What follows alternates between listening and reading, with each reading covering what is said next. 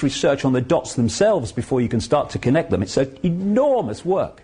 That's why it's very difficult for people to see what's happening, because the amount of work it needs to actually uncover it. And as you connect the dots, the picture starts to appear. You start to see that organizations and people and events that appeared to be totally unconnected are actually fundamentally connected. And you start to realize and you start to see a clearer and clearer picture of what Big Brother really is and why. You start to see the elephant in the living room. You see, the difference between those who've not looked at this stuff and those that have is the difference between seeing that's why they're doing this and people saying they're doing this, I think, because what they're telling us they're doing it for. Once you connect the dots, you start to see the white bits between the words, where the real information is. And this elephant in the living room is that there is a secret agenda going on in the shadows behind the people that appear to be in power. And this agenda, as I've been exposing, like I say, for nearly 2 decades, before anyone was talking about this stuff, that secret agenda is to create a global, centralized, fascist dictatorship, where they want to take the European Union, and are doing it at a rate of knots at this time, take that structure globally, and that's what you have in terms of the structure they want. Now, to hide the agenda and to justify its introduction, we have the movie, as I call it.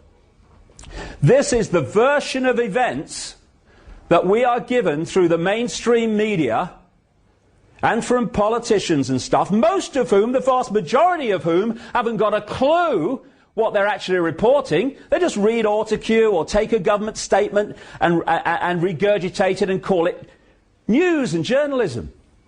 And so, if you want to centralize power in Europe, because you want that to be another layer, and I'll come to that in a minute, of this global fascist dictatorship, then that's the secret agenda. Within the movie, you say, no, it's just a tidying up exercise to make Europe more efficient. No, it's not the Constitution, it's a treaty. Even though it's exactly the same virtually as the Constitution, it's a treaty, so we don't need a referendum on it, so that people can say no.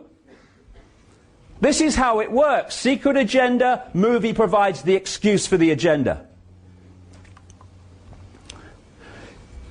This is the uniform, it seems to be all over the world, the dark suit.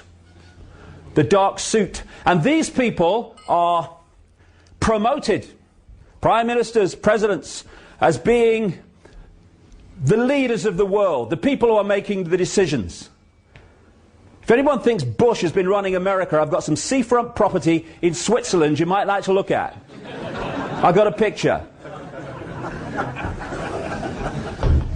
The dark suits are the here today, gone tomorrow politicians who are the vehicles for introducing the agenda decided in the shadows, and those shadows people do not change, or at least those that control the shadow people do not change. As they say in America, those enormous numbers of people in America are now starting to understand this. They say, whoever you vote for, the government still gets in. And what they mean by that is those that control governments of any persuasion get in. In the shadows, this is where it's done. Look for the think tanks, which is a massive vehicle for this manipulation in the background. These people are cardboard cutouts. They do a job for a while. Some of them know they're doing a job in relation to the shadow people. Lots of them don't. They're just manipulated to bring in certain policies by the networks around them. I mean, have you met a lot of these people? You know, not a lot of brain cell activity in some of these politicians, right? piece of cake to use them to bring things through. What has Bush done for the last nearly 8 years? Signed things. Hasn't decided what's being signed, he's just bloody signed it. Now, because of people like me and other people all across the internet and through other means, books and stuff, never mind that, daily experience now, it's becoming clearer and more obvious that there is an elite that is deciding the direction that this world and our lives is going. And one of those insiders on the peripheral of the inside, David Rothkopf, wrote this book recently. It's called Superclass. He is a scholar at the Carnegie Endowment for International Peace, a think tank in America that was exposed by a congressional investigation in the 50s by something called the Reese Committee. It was exposed, this international peace organization was exposed for manipulating war, particularly the First World War, and they got that from the minutes of the organization.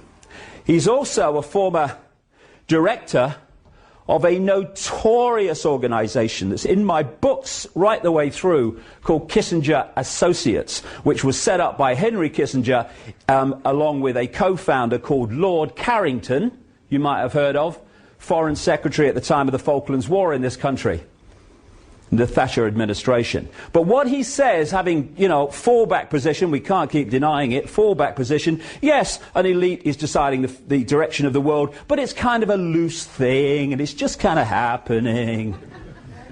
Bullshit. It's coldly calculated if you go high enough, and I'll get into that. So, this is where the action is, behind the scenes. And it's a network of bloodlines. I can't go into this too much because of time. I want to focus on what this election's about, but just a little bit of background. There were bloodlines out of the ancient world. They were the royal bloodlines. They were considered special and all the rest of it, that came out of the ancient world, which are overwhelmingly pulling the strings within this elite. Some of the ancient advanced civilizations, but particularly one keeps coming to light, what we once called Sumer, which historians call the cradle of civilization. I would question that, but that's what they say. And later it was called Babylon. Now this land is of great historical significance to this network of interbreeding bloodlines, and it is called today Iraq. Yes, the Iraq thing was about oil, but not only. Yes, it was about many things, but not only. But it was also about the historical significance of this land known as Mesopotamia, the land between two rivers, in terms of the people who were orchestrating the invasion of Iraq. And these bloodlines moved out, became the force behind the Roman Empire, moved up into northern Europe, became the aristocracy and royal bloodlines of Europe. And when people started then, the people in general, started resisting this overt, in-your-face royal dictatorship, where they could see where the control was, these bloodlines started moving. Still some stayed in the official royal state, but most of them moved out of that into what I call the dark suit professions. This is why when you look at the genealogy of American presidents since Washington, which has been done by people like the Boston Historical Genealogical Society and stuff, the number of presidents that lock in to the royal and aristocratic establishment of Europe is staggering. In the land where anyone could become president. What's that? More bullshit. Thank you very much.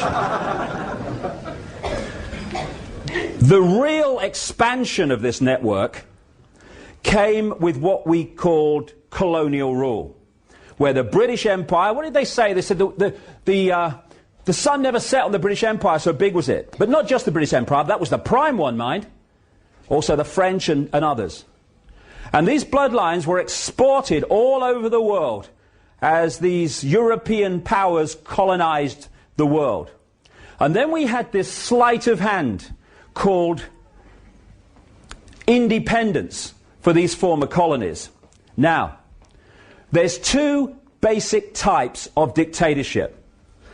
There's a dictatorship you can see, touch and taste. Communism, fascism, apartheid. The people under those dictatorships know where they stand. They can see the controllers, they know they're controlled. That kind of control has a finite life because people can see what the situation is. It might take some time, but eventually the desire for freedom in the human heart will rebel against that. The greatest form of dictatorship is a dictatorship you can't see, touch and taste, that goes under cover stories like democracy and freedom. And people will sit in one of those dictatorships forever until someone or something points out what the game is. It's in simple terms, symbolic terms, not even symbolic, it's how it is.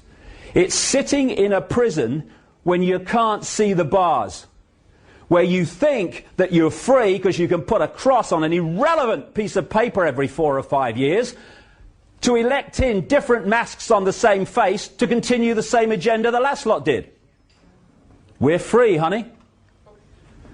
That is the greatest form of dictatorship, because people do not rebel against not being free when they think they are.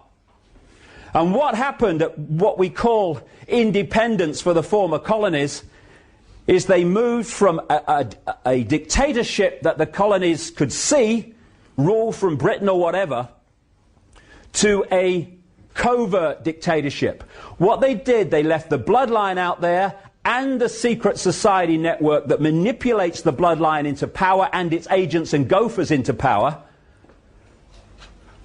And they've gone on controlling those countries ever since, while the people in those countries think they're free and their own government is in control. So what we have is like a transnational corporation, and the center of it, at operational level anyway, is in Europe. So a transnational corporation has a headquarters, and then it has subsidiaries in all the different countries. The headquarters dictates the policy which the subsidiaries then have to introduce and carry out. That's how this works. And that's how they are able to introduce the same changes, the same Orwellian transformation in countries all over the world at the same time. Because these subsidiary networks of secret societies and semi-secret groups and other groups that interface between that and the public society, their role is to get control of their country's political system, economic system, media ownership system, and therefore move that country in line with the centrally dictated agenda. Now, this is what I wanted to talk about at this election. Not just, although it's important, DNA databases and surveillance cameras. That is one important, yes, but it's an expression of this agenda. It's not it. And if we get caught in that, then we're never going to stop the jackboots in dark suits from completing their agenda. And that's what it is, to enslave humanity globally in ways that I'll come to. So this network operates the secret agenda and then finds the excuses within the movie, our daily experience, to justify the agenda being introduced. And what they do, therefore, is manipulate both sides in the various situations they want to manipulate. Why? They want, symbolically, to know the outcome of the football match before the kickoff. They're not interested in states of flux and uncallable situations. They want to know what the score's going to be before the teams have left the dressing room. Now, if you control one side, you are going to influence the football match. You're not going to control the outcome. To control